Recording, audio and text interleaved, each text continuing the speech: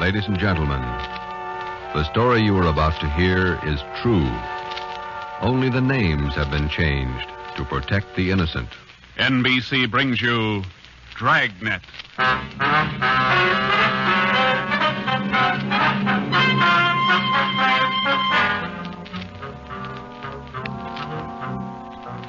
You're a detective sergeant. You're assigned to robbery detail. There's a potential killer on the loose in your city. 18 women have been beaten and robbed by this man. The newspapers call him the Werewolf. Your job is to get him. Dragnet, the documented drama of an actual crime, investigated and solved by the men who unrelentingly stand watch on the security of your home, your family, and your life. For the next 30 minutes, in cooperation with the Los Angeles Police Department, you will travel step by step on the side of the law through an actual case from official police files from beginning to end, from crime to punishment. Dragnet is the story of your police force in action.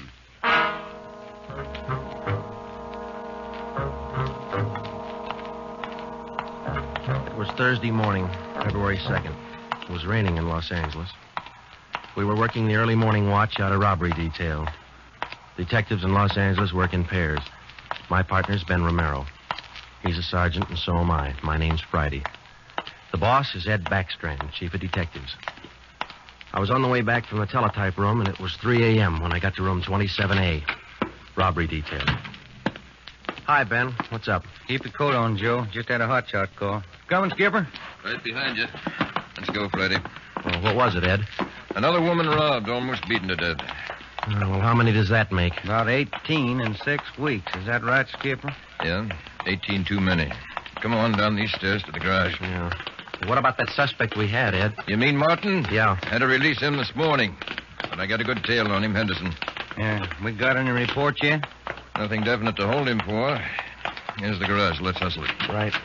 Then if this isn't Martin's job, Skipper, and he's not the right man... Then we start all over again, and we work night and day till we find the right man. Here's the car. Let's go. Ben, you drive. Yeah, all right. How do the victims describe this guy, Ed? Pretty sketchy. Supposed to be tall, dark, long black hair. Last woman said he had a face like an animal. Something like a dog. Or a wolf. A wolf? Yeah. She said something like a werewolf. Something like a werewolf. Well, he almost had to be that, judging from the way he operated. He was either an animal or a raving maniac. One thing we were sure of, he was smart and he was dangerous. For almost 2 months, he'd prowled the streets in a stolen car in the early morning, usually between 3 and 5 a.m. And the victims were always lone women, most of them waitresses, coming to work or going home. He dragged them into the car, robbed them, beat them until they were unconscious, and then throw the body out into the street. That's just what we found when we pulled up to the curb near the corner of 8th and Grand. One cruiser car was already there, and so was the ambulance. About a dozen people were standing around looking at the crumpled figure of a woman sprawled out on the sidewalk. 2 officers were talking to the only witness, a thin, sallow-faced newsboy. His story didn't give us much to go on. Like I was telling these cops, or these officers, sir, I was walking up 8th Street on my way home as usual when I see this blue Chevy sedan pull up down the block there a little way and dump out the dame's body. Well, actually, I don't know what to think. You get a look at the license plate? Well, no, I didn't. Tell you the truth, I could hardly keep from... Well, I was just plain scared. What did you do after you saw him throw the body out, son? Well, I just stood there for a minute, and the fellow in the car drove right on past me. Did you get a look at him? I sure did. How close were you when he drove past? Well, no, he couldn't have been more than, 8 or 10 feet away. I was right over there by the street light near the curb. Would you know this man if you saw him again? I don't know about his height or his build or his weight, but, mister, his face I'll never forget. Why do you say that? It was just like the paper says about him. Right here on the front page. Here, read it. See? Woman says the attacker looked like werewolf. That's all the newsboy could tell us. The suspect drove a blue sedan. He had a face like a werewolf. We covered the neighborhood for clues, and we questioned a dozen people, but we got nowhere. We took the witness's name and address, and then we drove down a couple of blocks to an all-night gas station. 14-hour off the Metropolitan. I'm going in here and call the office and see if Henderson's called in on Martin. We might still have a suspect. Right, Skipper. 13-hour off the Metropolitan. Looks as mad as a wet hornet, doesn't it, Joe? Yeah. Did you get a good look at that woman's face when they moved her in the ambulance? Hell. Sure does like to mess him up. Oh, I don't know how we're going to get him, Ben, but we better do it fast. Next time, it'll probably be murder. Oh, here comes the skipper, Joe. Uh-oh. Doesn't look good. What is it, Ed? Just talked to Henderson. He tailed Martin to a bar in Long Beach. He hasn't been out of his sight for 2 minutes since yesterday. Martin's clear. And we're right back where we started. Yeah, with one more half-dead woman in the hospital. Well, how about that stolen car, Skipper? Wait a minute. Get that radio up. Okay. Code 3, ambulance dispatched. Code? Attention, all units. On Grand Avenue between Venice and Washington, a woman, victim of robbery and attack. Code 3, ambulance detached. Code 3, red light and siren. Come on, Friday, let's roll.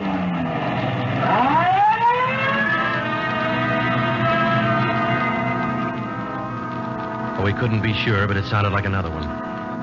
6 minutes later, we were there. Same story. Werewolf. The next day, the chief ordered the number of cruiser cars doubled in the Central District. This was for the early morning watch with plainclothesmen to back them up. Then the newspapers played it big, and in 2 days, the story was on the front page of every paper in town. Maybe that should have made the werewolf lay low, but it didn't.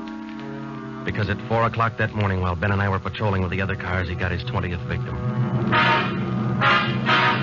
Attention, all units. Whittier between Soto and Matthews, a woman, victim of 211, an attack. Code 3, ambulance dispatched. Here's a report on that blue sedan he used the other night, Joe. Found it out on Anaheim Telegraph Road. Any luck with it? Not one fingerprint we can use. Anything else? Nothing. Well, how about the auto theft detail? Same old story, Joe. He steals a car, uses it once, and then drops it. Never leaves a thing behind. Well, that's great. We're sure moving fast. How about that big guy you picked out of the lineup this morning? Oh, I checked his alibi. It's perfect. Now we haven't got even half a clue. Yeah. Well, come on, let's check with Ed. He's instructing the policewomen on a plan for tonight. All right. Now you've heard the report. You understand how the suspect operates and what you're to do. I think so. Remember, all of you forget you were ever policewomen. Change the way you walk, the way you carry yourselves. That's the part you're playing, all right? Okay. And be careful and don't take any chances. All right, Freddy. Okay, Ed. Now, just to make sure you look the part, we're spotting each one of you at different restaurants and coffee shops throughout the Central District. And from 7 o'clock tonight until daylight tomorrow, each one of you is going to be a waitress. You got that? Yeah. Okay, Ben, you want to give them their assignments? Okay, Joe. Now, here's the way it lines up. Marge Kissel at the Top Hat Cafe. That's on 9th Street between Alpharetta and Westlake. Okay. And Katie Welch, Joe's Coffee House, Brooklyn, Soto. Right. Pat Fielding at the All-Night Steakhouse on Figueroa Street between Florence No, and... the trick of using decoys to lure criminals into a trap wasn't exactly new, but, well, it was just one of the old tricks that we figured might land the werewolf behind bars. At 7 that night, Ben and I made the rounds and found each of the policewomen on her job as a waitress. Well, the overall plan was simple. The girls were to leave the different restaurants between 3 and 5 a.m. that morning and pretend they were walking home. We mapped different courses for each one of them to throw out as much bait as possible and yet not to make it look suspicious. Each policewoman, from the time she left the restaurant and stepped out into the deserted streets, would be pretty much on her own. We had officers planted all along the way at designated intervals, but a big element of chance and danger was still there. All we could do was cross our fingers and hope. How much more time, Joe? Let me see. She's due in 2 minutes. Yeah. Waiting gets on your nerves. And it won't be long. This corner doorway's a pretty good lookout spot. Yeah. Wait a minute. Listen. Who is it, Joe? Can you see? Get back. What is it? Wait a minute. It's Marge Kissel. There's a man following her, a big guy. If it's the werewolf, where's his car? I don't know. Maybe he changed his plans. Get back. Here they come.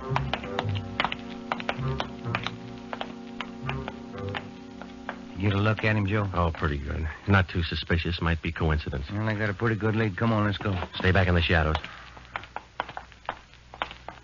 Hey, Joe. Hmm? So where'd the guy go to? I lost him. The little coffee shop up in the next corner, see? Take a look. Oh, yeah. He's opening the door. He's turning on the lights. Yeah. Looks like a false alarm, Joe. Well, let's check him anyway.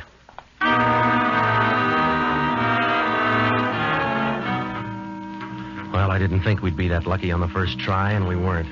We asked the man a few questions, and it didn't take him long to show us he wasn't our man. He owned the coffee shop. So, Ben and I went back and took up our posts again and waited for the next decoy. We covered that 10-block course 6 times that morning, back and forth, following the bait, but it was almost as if the guy could sense a trap. Not once did we get a nibble. By the time our last decoy finished the route, it was almost daylight. Joe, I never was so glad to see that sun come up in my whole life. My feet feel like they're puffing right up out of my shoes. Yeah, me too. Come on, let's get over to the car and check on the other squad out in Boyle Heights, huh? Oh. Hit the radio, will you, Ben? Yeah. Joe, there must be some easier job on the force than this. Yeah, you and me both. Now, let's see what happened to the others, huh? 80K to Unit 104K. Come in. 104K to Unit 80K. Go ahead. 104K, this is Friday. You do any good out there? This is Miller. I'll call Curtis. Stand by. 80K to 104K, Roger. What do you think, Joe? Maybe a bite? I don't know. Oh, this guy seems to work like a mind reader. Well, he can't win all of them. 104K to Unit 80K. This is Curtis. Go ahead. This is Friday, Al. How'd you do out there? Any luck? Just checked in the last gal, Joe. Katie Welch, not a sign. Okay, Al. Have the men check in. 80K clear. KGPL. Okay, let's go, Ben. When we finally got back to the office that morning, both Ben and I were ready for some sleep, but it didn't look like we were going to get it. We just about finished going through the overnight reports for some kind of a lead when the phone rang. Robbery Friday. Hi, Joe. This is Wilkerson, auto theft. Hi, Wilkie. You got something for us? Not much, Joe, but it might work into something. Just got a report in on a pair of stolen license plates. Oh? Yeah. I'm not much of a hawkshaw, but I figure there's just a chance it might be your werewolf boy. How come? I don't know. Maybe just a hunch. After 13 years in this business, you get to know thieves pretty well. Sometimes you got to even think like them. Okay, Wilkie, thanks. We'll check by in a couple of minutes. Right, Joe. What do you have to say? Pair of license plates stolen last night. Wilkie's got a hunch it could have been our man. Well, might be an angle, Joe. If that werewolf guy'd hang on to one car long enough, we'd have a chance at him. Well, he's too smart for that. I don't know, Joe. Sooner or later, he's going to make a mistake. Yeah. Come on, let's check with Wilkie. Well, we checked with Wilkerson. We got the best piece of news we'd had in days. On the average, 95% of stolen cars are recovered or located within 24 hours. In the remaining 5%, Wilkerson, by a simple process of elimination, narrowed down the number of cars the suspect might be driving. Wilkie figured 6 cars. There they are. Now, I'll bet you if you picked up your man tonight, he'd be in one of these cars. Let me see, huh? 2-door black sedan, yellow convertible, another sedan, green, blue coupe, black coupe, and a gray convertible. Well, that's good work, Wilkie. At least we got something to look for now. Yeah, you're right, Joe. Wilkie, you got the numbers of those stolen plates you're talking about? Yeah, right here, Ben. They're already on the hot sheet. Good. Keep us posted, huh? As usual, Ben. See you later, Wilkie. Well, that's a good break, Ben. Something to keep us busy tonight. Tonight? What do you mean? We're setting another trap. Same thing as last night. Same policewomen, same everything. Well, only this time, let's hope he steps into it. You know, Joe, this werewolf character's getting me mad.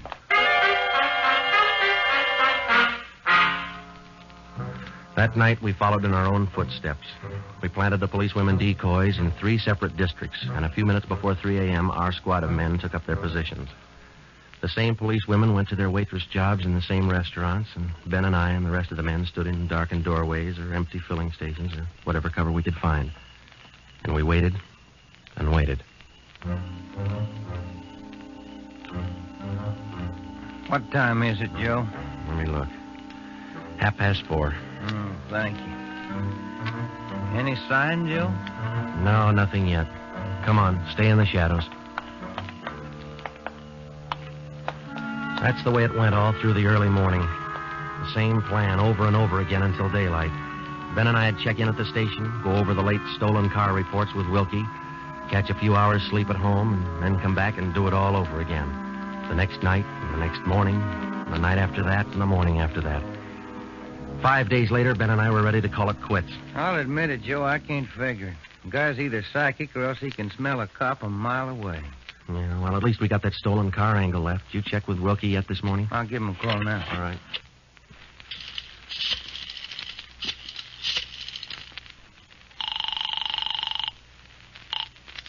Auto theft, Wilkerson. This is Ben, Wilkie. Got anything for us this morning? Yeah, just going to call you. You fellas ought to let me solve your cases for you. Why? What'd you get? The boys picked up 3 of those 6 stolen cars since late yesterday. Great. Now, what does that leave us with? Well, here are the 3 still missing. Yeah. 4 X-ray 763. Yeah. 5-6 Young 342. Uh-huh.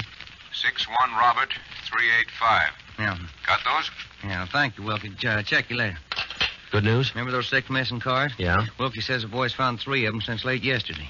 Here's what's still out. The blue coupe, the yellow convertible, and the gray convertible. Yeah. Well, this feels like the right track for a change, Ben. Righty. Romero, got a minute? Sure thing, Skipper. Come on, Joe. What do you got, Ed? Woman out in Hollywood just called in with this. She said she walked down to the corner from her house last night to mail a letter. On the way back, a guy pulled up in the car and tried to drag her inside. Any description? Big, heavy set, dark, same thing. Well, how'd you get away from him, Skipper? She said she started running as soon as he made a motion toward her. When he saw her run up the steps of her house, he jumped back in the car and took off. Well, how come she didn't call in before this? She hasn't got a phone. She's afraid to leave the house again until this morning. Sounds good, Chief. You got her address there? Here you are.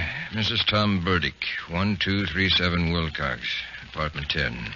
Come on, Ben. This might be what we're looking for.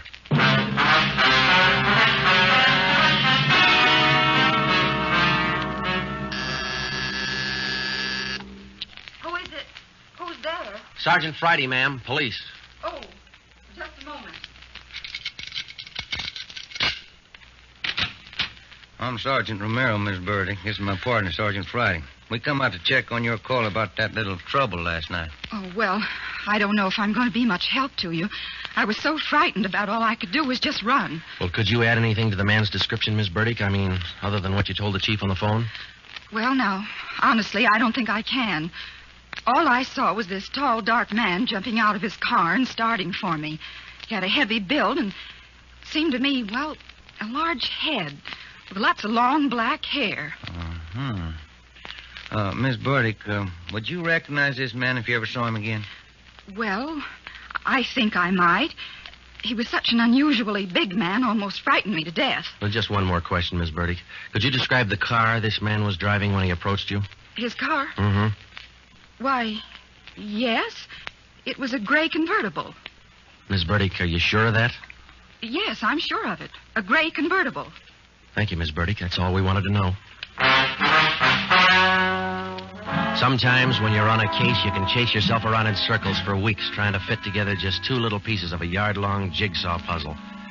And a lot of the time, you find the answer where you least expect it. But once you get that feeling you're after the right man in the right way, there's nothing that can shake you.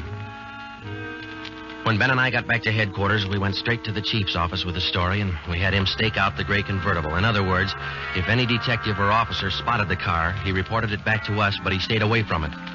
We figured that there probably weren't more than 2 of the victims who could take the witness stand and identify the man who robbed and beat them. Not with a smart defense lawyer, anyway. So there was only one way to catch this suspect. Red-handed. Here they are, Joe. Both sets of license numbers for that gray convertible. Here are the original, and here are the numbers on the stolen plates. Good. Everybody got a hot sheet? From the chief all the way down to the janitor. Fine. Now let's get together with Ed, huh? Hot shot, Joe. Grab it. I got it. On the corner of California and Oakwood, a woman badly beaten. On the corner of California and Oakwood, a woman badly... Come on, Ben, another one. But, Joe, it's broad daylight. Yeah, doesn't figure, does it? Come on.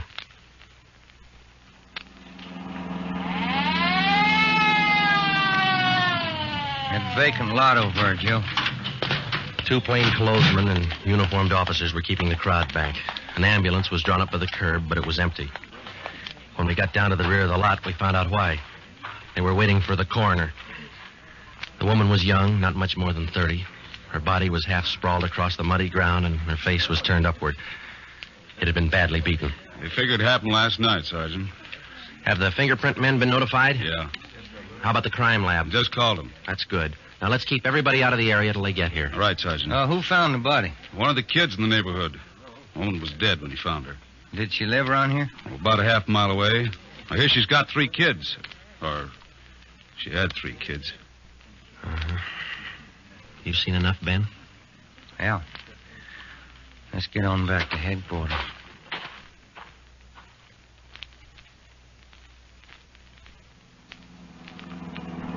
All the way back to headquarters, Ben and I planned our next move. And by the time we got to Ed Backstrand's office, we knew exactly what had to be done. When we told him about the werewolf murder, he didn't say a thing for a minute. He just stared across the room at the calendar on the wall. Then he brought his hand down hard against the desk. Friday, Romero, I'm only going to say this once, so get it straight. That guy's pulled his last job in this city. He's through robbing and beating women, and he's through with murder. I've given you time to track him down, and now I want him in. No stalls and no excuses. I want him.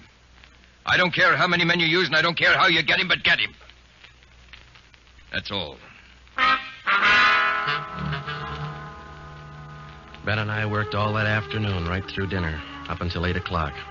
By that time, the overall plan was down on paper and already in action. It was one of the biggest things we'd ever tackled, and, well, we didn't know if it was going to work. We only knew it had to work. We had a squad of 65 cars to stretch out over 40 square miles of the city in one big dragnet. The blockade itself would be stationary most of the time, and working inside it would be 2 cars, 14 policewomen as decoys, with 2 plainclothesmen assigned to watch each policewoman. If and when the werewolf was sighted in the gray convertible, we'd automatically take over the police radio for the whole city, and Backstrand would direct the chase from headquarters. A little after 8, we had coffee and hamburgers, and we went to Ben's for a few hours. Ben tucked his kid in bed as usual, and then he laid down for a nap. I talked to his wife until I dozed off in the chair. At 11:30, she woke us up. I combed my hair, put on my coat. Cops' wives are like everybody else's. They worry. When we met Ed at headquarters, we did some last-minute checking on details with Backstrand for about a half an hour, and then we were all ready to go.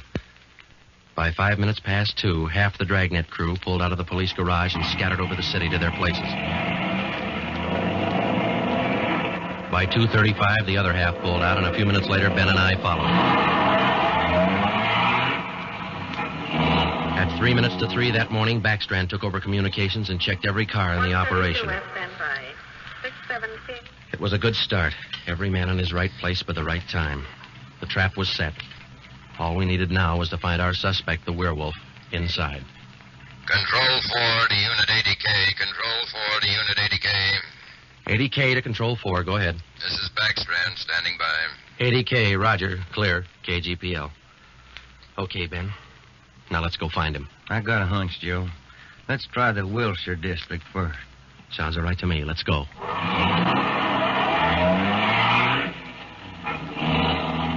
For the first hour and a half, we raked the Wilshire district back and forth. Not a sign. Then about 38 minutes past 4, we headed back for the downtown area and parked in an alley where we could double-check on one of our policewomen decoys. Here comes one of the gals now, Joe. Pat Field. Bet her feet are almost as tarred as mine. Yeah. You see anything else, Ben? Nothing. Quiet as a church. No, wait a minute. Car just turned the corner. Heading up in the same direction she is. Joe. Joe, it's slowing down. Wait a minute. He's pulling up beside her. It's a gray convertible. It's him, Joe. Come on. Ben, get out. He sees us. He's got a gun. You all right, Ben? Yeah, look at that guy take off. 80K to Control 4. 80K to Control 4. We've spotted the suspect. He's driving a gray Ford convertible, license 61 Robert 385. Suspect's headed east on Olympic from Alameda, driving without lights. Suspect is armed. He had a fast car and he knew how to drive it. We almost lost him twice. 2 minutes after we sighted him, Backstrand took over full radio control. Control 4 to Unit 80K. Your location? 80K to Control 4. We're traveling at a high rate of speed, headed east on Olympic, crossing Soto Street. Control 4 to all units. Stand by. Units 11A, 12, and 13R close in on the intersections at Olympic and Marina. Units 41, 42, 45, and 104K move on the next 4 crossings east of that. To the north and south, units 105K, 14A, 17R, 43J. Block all main arteries.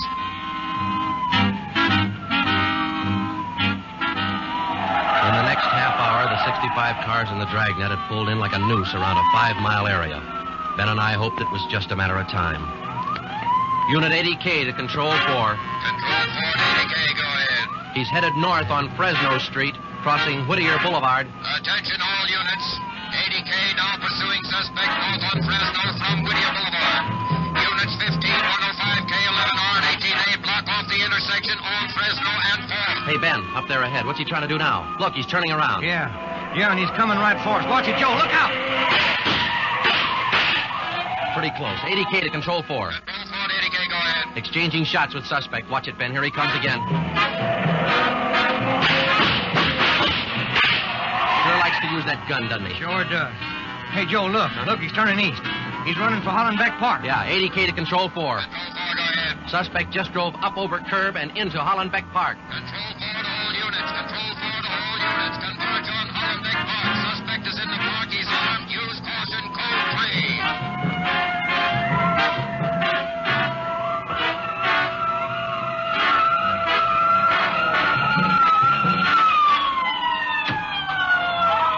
There he is, Ben. Watch it. Looks like a night baseball game with only his headlights. Yeah, come on. Let's get him. Yeah. Never say die, huh, Joe? Joe, can you get a shot at him? Don't shoot! Don't shoot! I'll give up! Don't shoot! Then step out in the open and get your hands in the air. All right, I give up, but don't shoot! You're a brave killer. Yeah, come on. All right, you get your hands in the air. Come on, higher. Joe, look out. He's got a knife. I got him. Joe, those women were right. He does look like a werewolf. Yeah. You got your handcuffs? Yeah.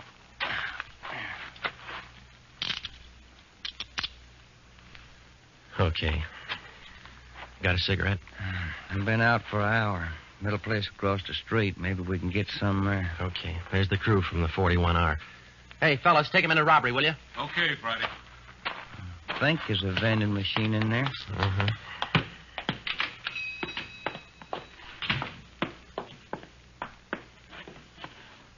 Say, you got some change for the cigarette machine, mister? I think so.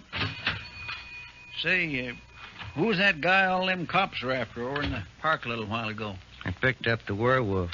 Been reading the papers? Yeah. You fellas cops? Yeah. Sure made it easy for you, didn't he? All you cops had to do was surround the little fella in the park. Nothing to it, huh? Yeah, that's right, mister. Nothing to it.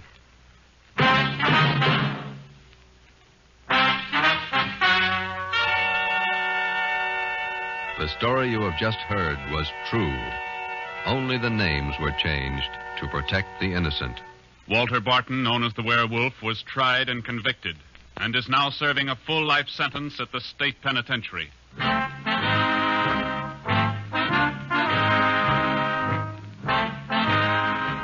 This has been Dragnet, the third in a new series of authentic cases from official files.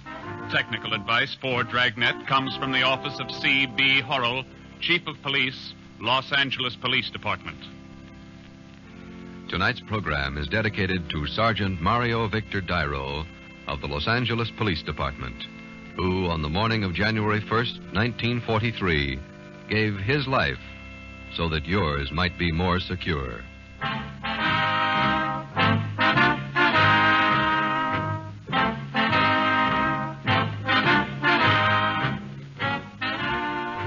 Dragnet came to you from Los Angeles.